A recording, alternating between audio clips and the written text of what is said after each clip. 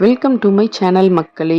இன்னைக்கு உங்களுக்கு ஒரு யூஸ்ஃபுல்லான கண்டென்ட் தாங்க கொண்டு வந்திருக்கேன். நிறைய இப்போலாம் கெமிக்கல் வேர்ல்ட் ஆகி போச்சு. நம்ம சத்தானதாக சாப்பிட்டு உயிர் வாழணும் இல்லையா? அதுக்காக தான் இந்த வீடியோ. நம்மளோட சேனலை சப்ஸ்கிரைப் பண்ணி சப்போர்ட் பண்ணுங்கள் மக்களே. இப்போ வந்து ராகி மாவு வச்சு ஒரு சிம்பிளான ஒரு களி ரெசிபி தான் பார்க்க போகிறோம். இதை வந்து நீங்கள் மார்னிங் பிரேக்ஃபாஸ்ட்டாகவும் எடுத்துக்கலாம், ஈவினிங்கில் ஸ்நாக் மாதிரியும் கொடுக்கலாம், அப்புறம் டின்னராகவும் நீங்கள் எடுத்துக்கலாம். ஓகேங்களா? இப்போ இதுக்கு என்ன தேவைன்னு பார்க்கலாம். ஒரு பவுலில் வந்து ராகி மாவு எடுத்துக்கோங்க. ராகி மாவு கடையில் வாங்கினதாகவும் இருக்கலாம், நீங்கள் காய வச்சு மிஷினில் அரைச்ச மாவாகவும் இருக்கலாம்.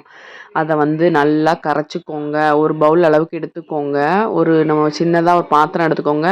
இந்த பதத்தில் தண்ணி காட்டுறேன் பார்த்தீங்களா? இந்த பதம் வர அளவுக்கு ஒரு செம்பை அந்த மாதிரி தண்ணி ஊற்றிக்கோங்க. உங்களுக்கு எவ்வளோ தண்ணி வேணுமோ அவ்வளோ ஊற்றிக்கோங்க. கெட்டி ஆயிரும். ரொம்ப கம்மியாக ஊற்றாதீங்க. ஓரளவுக்கு இந்த டைலூட் பண்ணி இந்த அளவுக்கு பதத்தில் கொண்டு வந்துருங்க. நம்ம சர்க்கரையும் சேர்க்க போகிறோம். அதனால் வந்து சால்ட் வந்து ஒரு ஒரு 1/4 ஸ்பூன் அளவுக்கு அதை எண்ணெயை அந்த சுகரை வந்து எடுத்து கொடுக்கறதுக்காக தான் நம்ம வந்து சர்க்கரை போட போகிறோம். அதனால் வந்து ஒரு 1/4 ஸ்பூன் அளவுக்கு மட்டும் சர்க்கரை போட்டுக்கோங்க. அப்புறம் ஒரு ஸ்டவ்வில் வச்சு சிம்மில் வச்சு கிண்டிக்கிட்டே வாங்க. ஹையில் வச்சிட்டிங்கன்னா டக்குன்னு கட்டி போட்டுரும். அதனால் வந்து சிம்மில் வச்சுட்டு இந்த மாதிரி கிண்டிக்கிட்டே வரும்போது பார்த்திங்கன்னா இந்த மாதிரி கொஞ்சம் கொஞ்சமாக இருக்கிறத நீங்கள் பார்க்கலாம். அதாவது கொஞ்சம் கொஞ்சமாக திக்காகும் அந்த தண்ணி வந்து வற்றிட்டு. அந்த டைமில் வந்து நம்ம வந்து ஏலக்காய் தூள் வந்து நான் இப்போ வந்து சேர்த்துக்கிறேன். வாசனைக்காக ஏலக்காய் தூள் வந்து சேர்த்துக்கிறேன். டைஜஷனுக்கும் ஹெல்ப் பண்ணும் அது.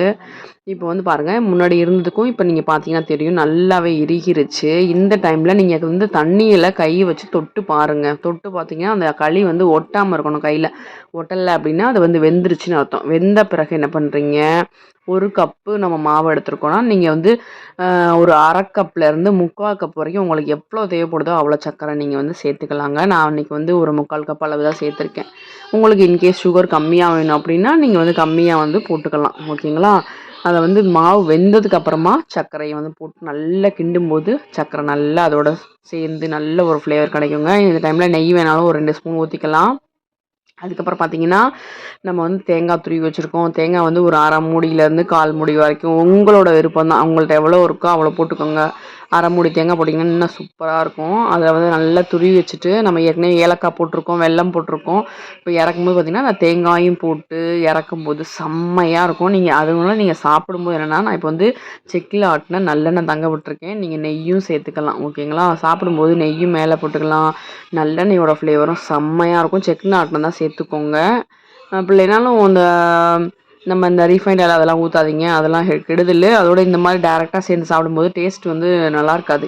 இந்த மாதிரி நல்லெண்ணெயோ நெய்யும் சேர்த்து நீங்கள் சாப்பிடும்போது ரொம்பவே டேஸ்ட்டாக இருக்கும். ரொம்பவே உடம்புக்கு சத்தானதுங்க. கால்சியம், அயன் எல்லாமே சேர்ந்த மாதிரியான ஒரு ஒரு உணவு தான் இது. நீங்களும் எடுத்துக்கோங்க. வாரத்துக்கு ஒரு 2 நாளாவது பசங்களுக்கும் பண்ணி கொடுங்க. ரொம்பவே ஹெல்த்தியாக இருக்கும். இந்த வீடியோ உங்களுக்கு பிடிச்சிருந்தா சப்ஸ்கிரைப் பண்ணி சப்போர்ட் பண்ணுங்கள் மக்களே. லவ் யூ மக்களே. செல்லக்குட்டி மக்களே, love you so much. Thank you. Thanks for supporting me.